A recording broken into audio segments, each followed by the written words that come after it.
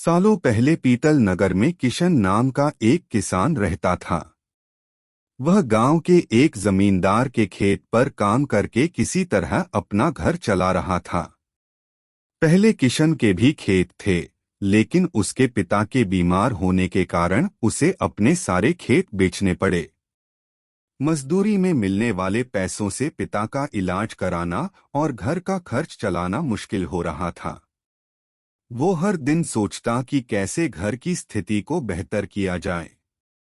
आज भी इसी सोच के साथ किशन सुबह सुबह जमींदार के खेत पर काम करने के लिए निकला। खुदाई करते समय उसकी कुदाल किसी धातु से टकराई और तेज आवाज हुई। किशन के मन में हुआ कि आखिर ऐसा क्या है यहाँ। उसने तुरंत उस हिस्से को खोदा तो वहां से एक बड़ा सा पतीला निकला। पतीला देखकर किशन दुखी हो गया। किशन के मन में हुआ कि ये जेवरात होते तो मेरे घर की हालत थोड़ी सुधर जाती।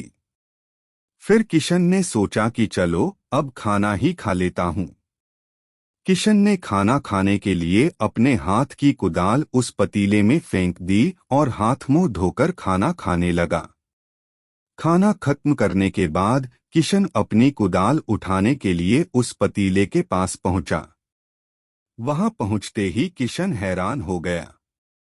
उस पतीले के अंदर एक नहीं बल्कि बहुत सारे कुदाल थे। उसे कुछ समझ नहीं आया। तभी उसने अपने पास रखी एक टोकरी को भी उस पतीले में फेंक दिया। वो एक टोकरी भी पतीले के अंदर जाते ही बहुत सारी हो गईं। ये सब देखकर किशन खुश हो गया और उस जादुई पतीले को अपने साथ घर लेकर चला आया। वो हर दिन उस बर्तन में अपने कुछ औजार डालता और जब वो ज्यादा हो जाते तब उन्हें बाजार जाकर बेच आता। ऐसा करते करते किशन के घर की हालत सुधरने लगी। उसने इस तरह से बहुत पैसा कमाया और अपने पिता का इलाज भी करवा लिया। एक दिन किशन ने कुछ गहने खरीदे और उन्हें भी पतीले में डाल दिया। वो गहने भी बहुत सारे बन गए।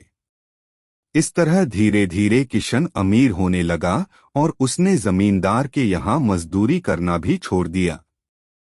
किशन को अमीर होते देख जमींदार मोहन को किशन पर शक हुआ। वो सीधे किशन के घर पहुंचा। वहां जाकर उसे जादुई पतीले के बारे में पता चला। उसने किशन से पूछा, तुमने यह पतीला कब और किसके घर से चुराया? डरी हुई आवाज में किशन बोला, साहब, ये पतीला मुझे खेत में खुदाई के समय मिला था। मैंने किसी के घर चोरी नहीं की है।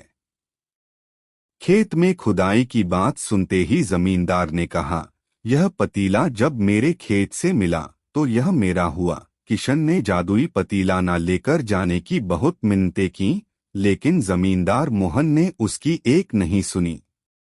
वो जबरदस्ती अपने साथ वो जादुई पतीला लेकर चला गया। जमींदार ने भी किशन की ही तरह उसमें सामान डालकर उन्हें बढ़ाना शुरू किया। एक दिन जमींदार ने अपने घर में मौजूद सारे गहने एक एक करके उस पतीले में डाल दिए और रातों रात बहुत अमीर हो गया। एकदम से जमींदार के अमीर होने की खबर पीतल नगर के राजा तक पहुंच गई। पता लगाने पर राजा को भी जादुई पतीले की जानकारी मिली। फिर क्या था, राजा ने तुरंत अपने लोगों को भेजकर जमींदार के यहाँ से वो पतीला राजमहल मंगवा लिया। राजमहल में उस जादुई पतीले के पहुंचते ही राजा ने अपने आसपास मौजूद सामान को उसमें डालना शुरू दिया। सामान को बढ़ता देखकर राजा दंग रह गया। होते होते आखिर में राजा खुद उस पतीले के अंदर चला गया। देखते ही देखते उस पतीले से बहुत सारे राजा निकल आए। पतीले से निकला हर राजा बोलता, मैं पीतल नगर का असली राजा हूँ, तुम्हें तो इस जादुई पतीले ने बनाया है। ऐसा होते होते सारे राजा आपस में लड़ने लगे और लड़कर मर गए। लड़ाई के दौरान वो जादुई पतीला भी टूट गया। जादुई पतीले के कारण राजमहल में हुई इस भयानक लड़ाई के बारे में नगर में सबको पता चल गया।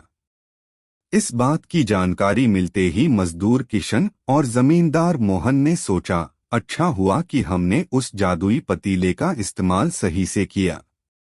उस राजा ने अपनी मूर्खता के कारण अपनी जान ही खो दी। कहानी से सीख। जादुई पतीले की कहानी से दो सीख मिलती हैं। पहली कि मूर्खता का अंत बुरा ही होता है। दूसरी यह कि हर सामान का इस्तेमाल संभलकर करना चाहिए, अति हानिकारक हो सकती है।